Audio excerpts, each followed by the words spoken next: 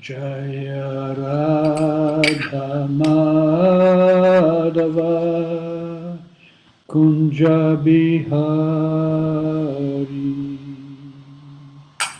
Jaya Radha Madhava Kunja Bihari Jaya Gopi Jana Vallabha Girivaradhari Gopi Jana Vallabha Girivaradhari Yashodanandana Braja Janaranjana Yashodanandana Braja Janaranjana Jamuna Tira Banachari Yamuna Tira Banachari Jaya Radha Madhava Kunja Bihari Jaya Radha Madhava Kunja Bihari Jaya Gopi Jana Vallabha Girivaradhari Jaya Gopi Jana Vallabha Girivaradhari Yashodanandana Braja Janaranjana Yashodanandana Braja Janaranjana Yamuna Tira Vanachari Yamuna Tira Vanachari Jaya Radha Madhava Kunja Bihari Jaya Radha Madhava Kunja Bihari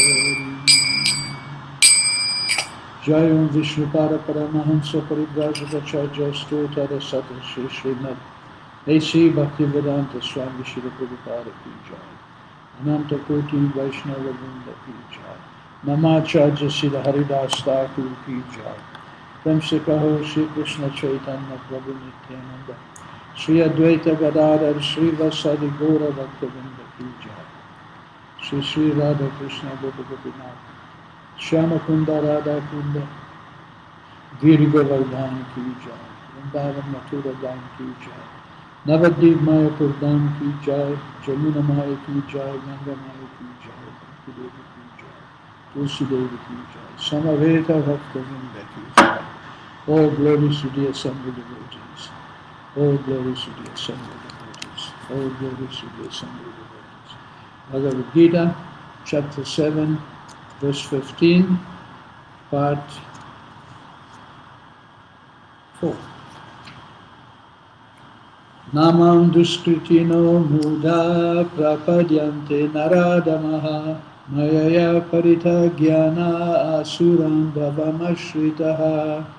Namam duskritino mudha prapadyante naradamaha mayaya parita jnana asuram bhavamashritaha.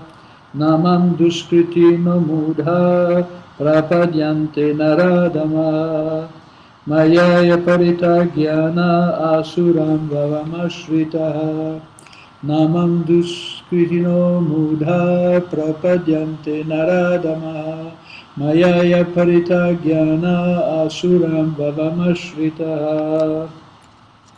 Na, not, mam, unto me, duskritinaha, miscreants, Mudha, foolish. Prapadyante, surrender. Naradamaha, lowest among mankind. Mayaya, by the illusory energy. Aparata, stolen by illusion. Jnana, knowledge. Asuram, demoniac. Bhavam, nature. Ashritaha, accepting. Translation and purport by Srila Prabhupada. Those miscreants who are grossly foolish, lowest among mankind, whose knowledge is stolen by illusion, and who partake of the atheistic nature of demons, do not surrender unto me. Now we will read the last part of this purport. Number 3. The next class of Duskritina are called Maya Apaharita Jnana, or those persons whose erudite knowledge has been nullified by the influence of the illusory material energy. They are mostly very learned fellows, great philosophers, poets, literati, scientists, etc.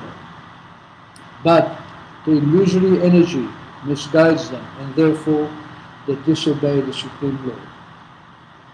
There are a great number of Maya Parita Jnanis at the present moment, even among the scholars of the Gita. In the Gita, in plain and simple language, it is stated that Sri Krishna is the Supreme Personality of Godhead. There is none equal to or greater than him.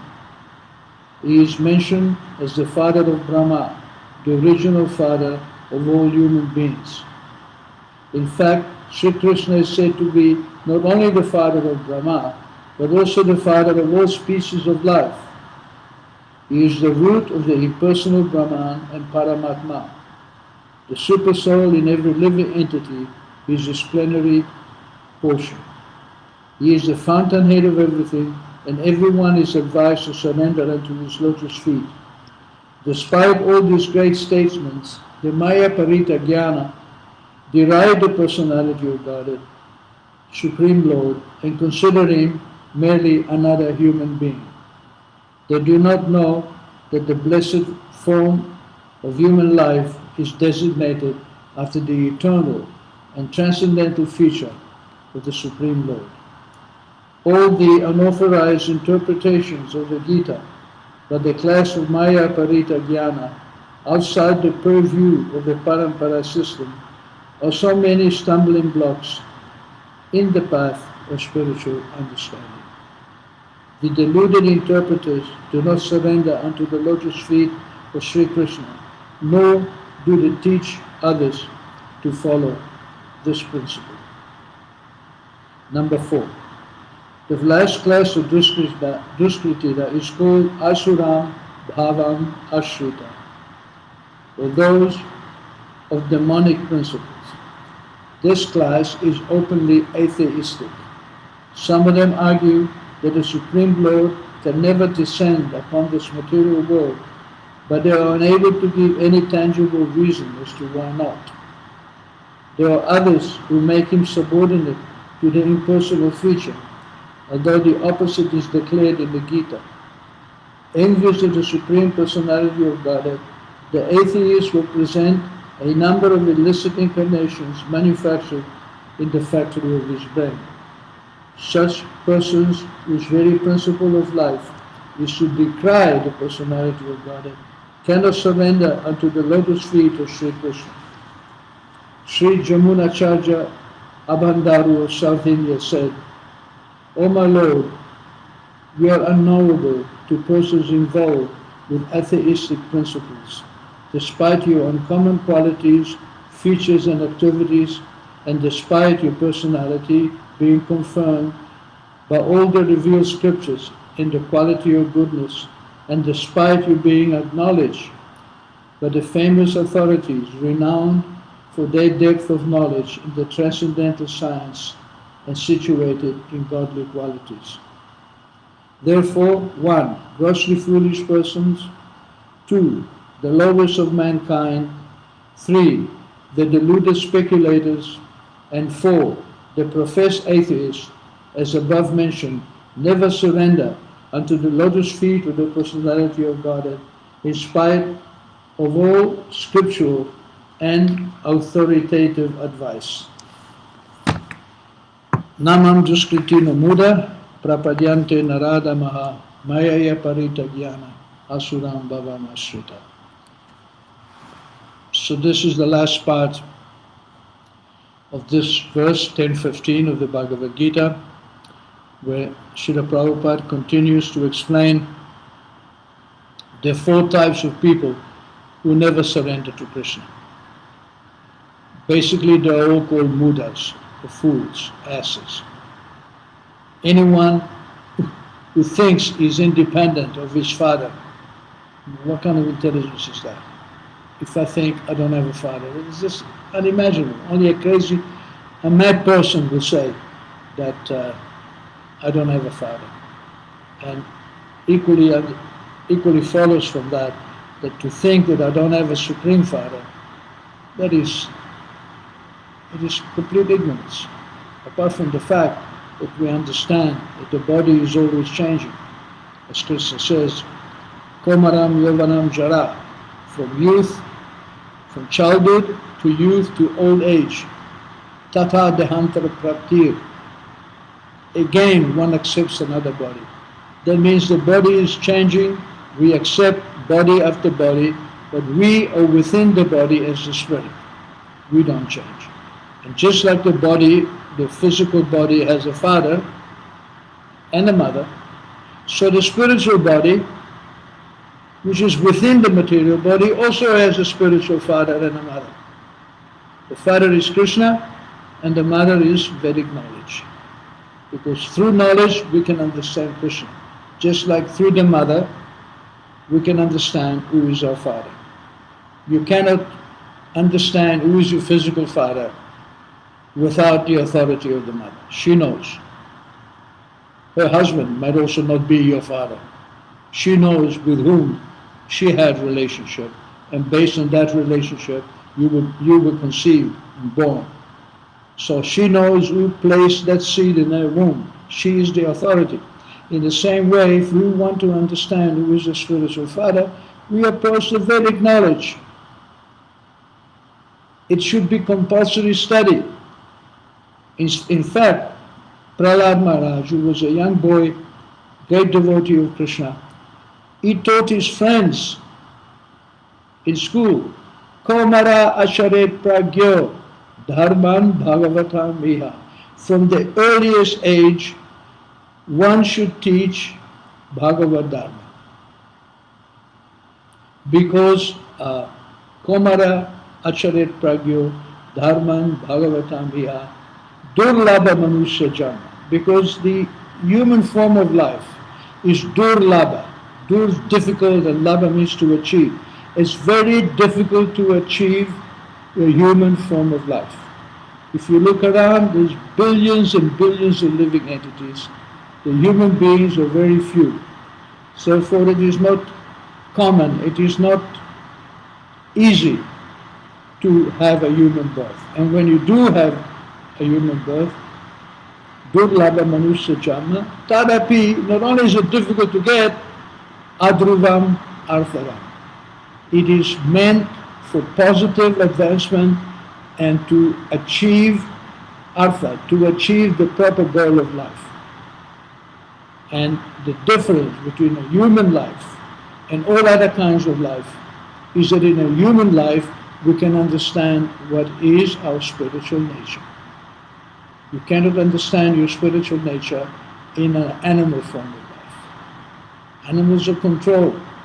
Animals are living entities who are evolving towards the human form.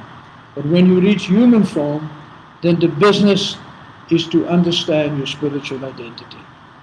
So in this purport, Prabhupada comments, as he did before the purport, that the Maya Aparita Jnana, those who are Jnanis, those who are in pursuit of knowledge, who have knowledge,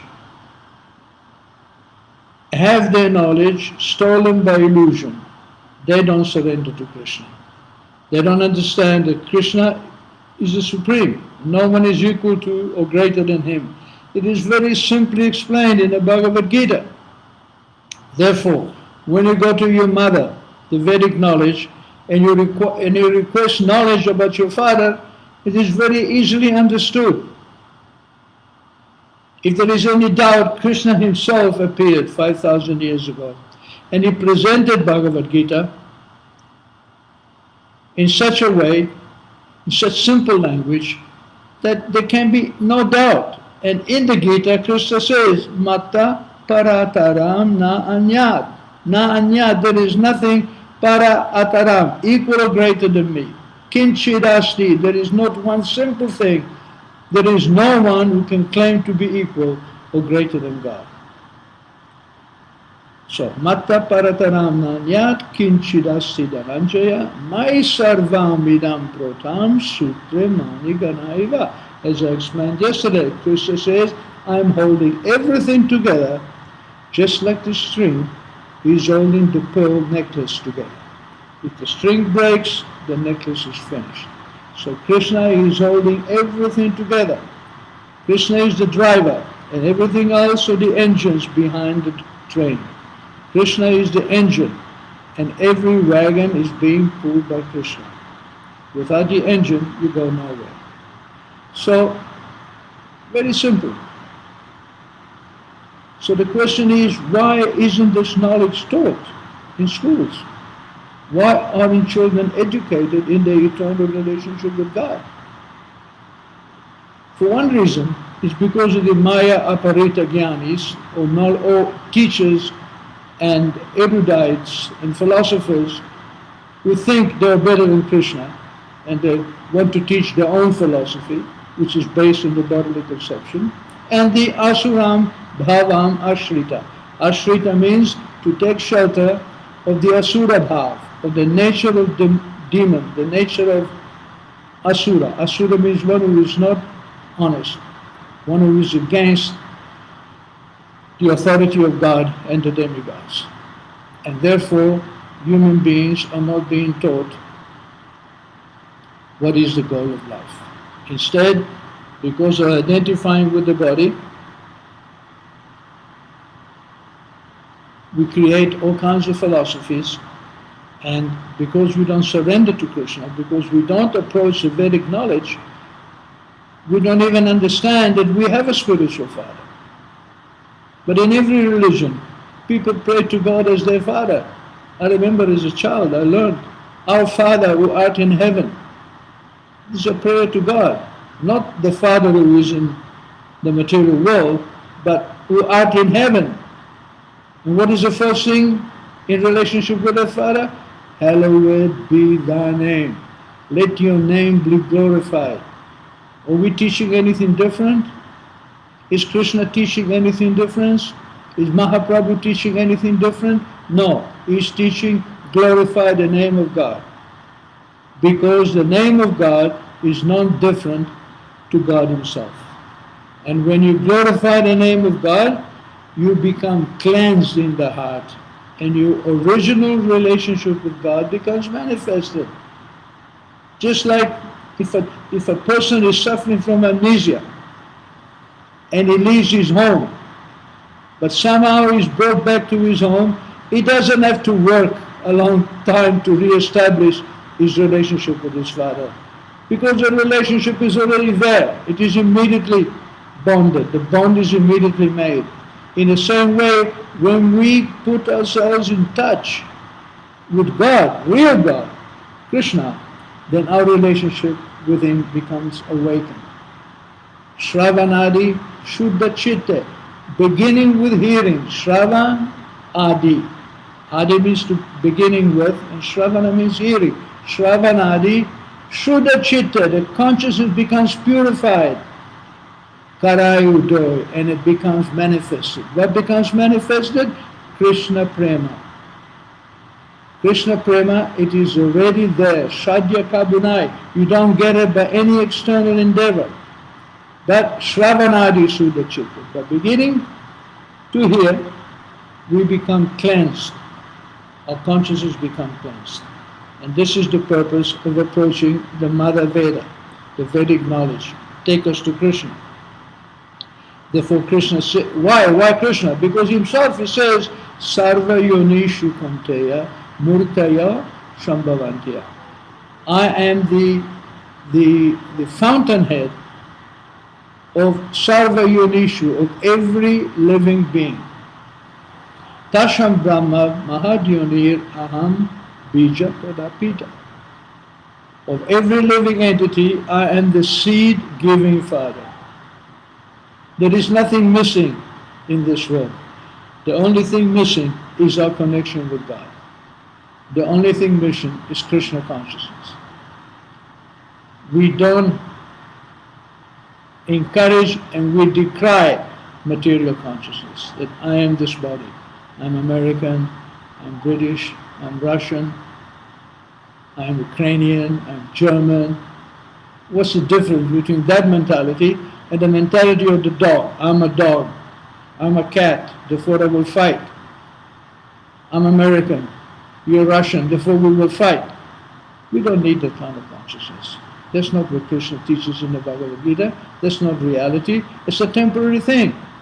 This material body gives me this material consciousness, but if I understand it, I am spirit. This material consciousness goes out the door. And how do I understand it, I am spirit? By controlling the material environment in which I live. How do I know I am the head of this house? By controlling everything within the house. How do you know somebody is the owner of an industry?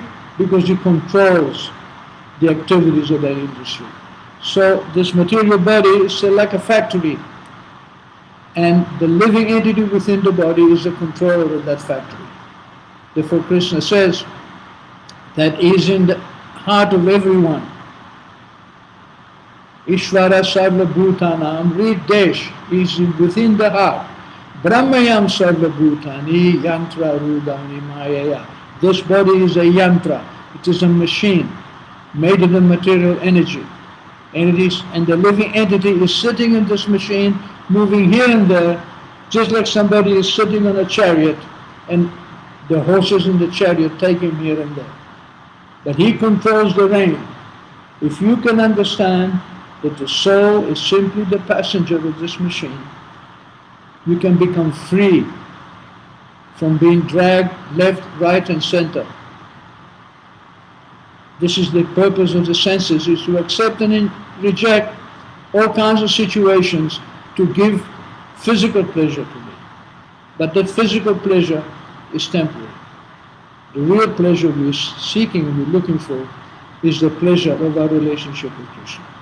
And that is called Krishna consciousness.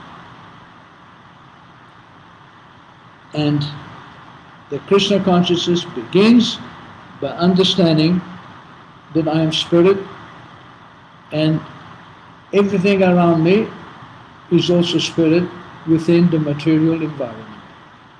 Therefore Krishna says, Brahmano I Pratishta. I am the Pratishta, the fountainhead. I am the foundation, the Pratishta, the founder, the foundation of spirit. And the spirit is Amrita, it is eternal. Avyayasya, it doesn't change. Sukhasya, it is very blissful. Aikantasya, it is unique. You and I are unique spiritual beings. Because we are unique spiritual beings, we are able to uniquely relate to the Supreme Being Krishna. And because we each relate to Krishna in a unique way, and we are unlimited in number, Krishna enjoys with each and every one of us differently, and therefore is the supreme enjoyer. That's the reality. The reality is that we are meant to give pleasure to Krishna in our own unique way. And this chance is given to us by Krishna. And it is coming in disciplic succession. It's called parampara. In the 4th chapter of the Gita, Krishna explains that evam parampara praptam imam rajasayo viduru sakalaneya mahata yoganashta parantapa. He's saying first, Imam Vivasvate Yogam. He's talking to Arjuna. He said, my dear Arjuna, they're on the battlefield. Arjuna is confused. He's asking for advice. So Krishna begins to explain, this is the knowledge you require to become free from your confusion. This is the advice I can give you that will make you free. It will make you free from doubt. He says, I have already taught this knowledge to Vivasvan, the sun god. What is this knowledge? The knowledge of yoga, the knowledge of my connection with you, or your connection with me. It is called yoga. Yoga means to connect. So, Iman Vivasvate Yogam, I have taught this connection, this knowledge of yoga to Vivasvan. Proktavamaham, I taught that. Avyayam, this unchanging knowledge. It doesn't matter in which body you are. It doesn't matter what your material situation is. Your relationship with God is avyayam. It is eternal. No one can take it away from you. At best, you can find someone like Srila Prabhupada who can help you fan that knowledge and take away the covering of illusion, and that knowledge will become manifested. But it is already there. And Vivasvan taught it to Manu, his son. Swayambhuva Manu was the son. Vaivasvata Manu was the son of Vivasvan. So Vivasvan learned this knowledge from Krishna. He taught it to his son, and his son taught it to Manu. So in this way, this knowledge has been coming down for millions of years. It is eternal knowledge. It is not even coming down. It's already there. It just becomes covered over. Just like, as I said, the prodigal son. He leaves home and he becomes covered over with material problems. He forgets about his father. He forgets about his home. He becomes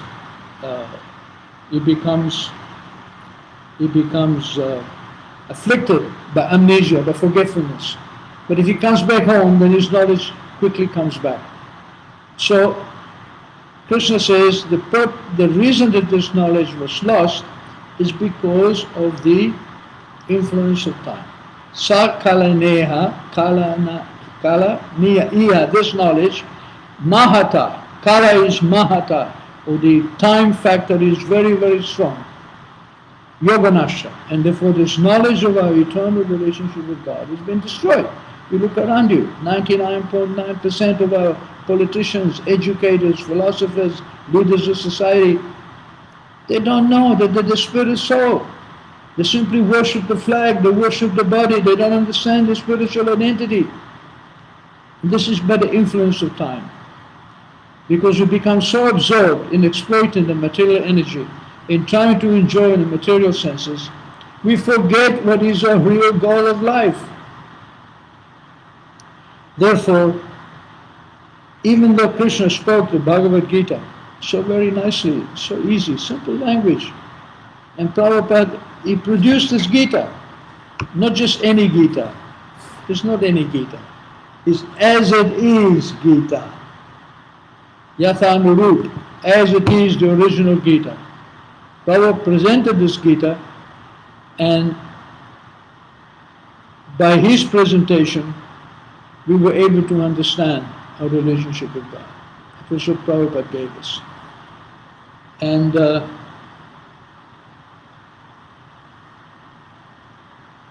during Locheta, and then when Krishna saw that even though he gave the Bhagavad Gita 5,000 years ago, very simple, his disciple Arjuna, his friend, was in great anxiety, in great illusion, didn't understand his duty.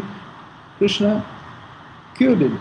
Krishna gave him real knowledge, awakened his spiritual understanding. And similarly, that can happen with us. Nonetheless, there's many editions of the Gita. The Gita has been in our present society for many hundreds of years, but hardly any devotee of Krishna will make. Outside India, nobody. Therefore, Krishna came again as Chaitanya Mahaprabhu, and he was recognized by great pandits, by great learned scholars. For example, in Jagannath Puri, there was a learned scholar called Sarvabhauma Bhattacharya. He was the Raja Pandit, or the chief philosopher in the court of the king of Orissa, Pratapruta Raja. And he accepted Chaitanya Mahaprabhu as Krishna himself, who came to teach how to surrender. He came to give love of God. Nobody can give love of God except God. Nobody can give Krishna consciousness except Krishna. So Krishna came as a devotee to teach us the process. And also, Sarvabhauma rose when he prays, glorify Lord Chaitanya. And he also mentions the influence of time. Kalan nashtan bhakti yogam nijanya. Ya means Krishna. Chaitanya Mahaprabhu in the form, Krishna in the form of Chaitanya Mahaprabhu. And he says, Sarvabhauma says, Kalan nashtan nijam yogam. The eternal relationship of the living entity with God became lost by the influence of time. Produce kartum Krishna Chaitanya Nama. And that person whose name is Chaitanya Mahaprabhu, produced kartum, he re-established it. Avirbhuta tasya padaravinda, gadam gadam liyatam chittapunga. He has given us such a wonderful gift. He has awakened our love of God. He has given us love of God. Therefore I meditate on His lotus feet, just like a bee meditates upon lotus flowers. Right now I'm staying in a house here in Thailand, and we have a beautiful garden around the house. And the lady of the house, she is an expert gardener. She is growing so many lotus flowers, pink, blue, small, big, all different kinds of lotus flowers. And they blossom in the morning, in the evening, at night. And they're surrounded by, of course, the bees, they're going to get the pollen. So Sarvabhauma is praying, he said, that the lotus feet of Chaitanya Mahaprabhu. By the way, in this house, there is a beautiful deity of Chaitanya Mahaprabhu, Dhameshwar, and he is the predominating deity of this house. So like Sarvabhauma, we should meditate on the lotus feet of Krishna, just like the bees, they meditate upon the lotus flowers. And in this way, we can become free from the illusion of being this body, and we can awaken our relationship with Krishna by the mercy of Chaitanya Mahaprabhu and by the mercy of Prabhupada. Thank you very much. If you have any comments, please free to leave the comments, and I will reply tomorrow. But two devotees have logged in, Shama Priya Dasi from Northern Holland, and Vishnu Vamsa. She says, all glories from Shama Priya Dasi of Holland, and Albert Vishnu Vamsa says, all glories to the assembled devotees. And Vishnu continues, only the Bhaktivedanta 1972 version of Bhagavad Gita as it is. I agree. Who can have the unmitigated goal to change Prabhupada's Bhagavad Gita? It's not possible. Nobody has that power. Thank you very much. Hare Krishna, and we'll see you next week on Wednesday.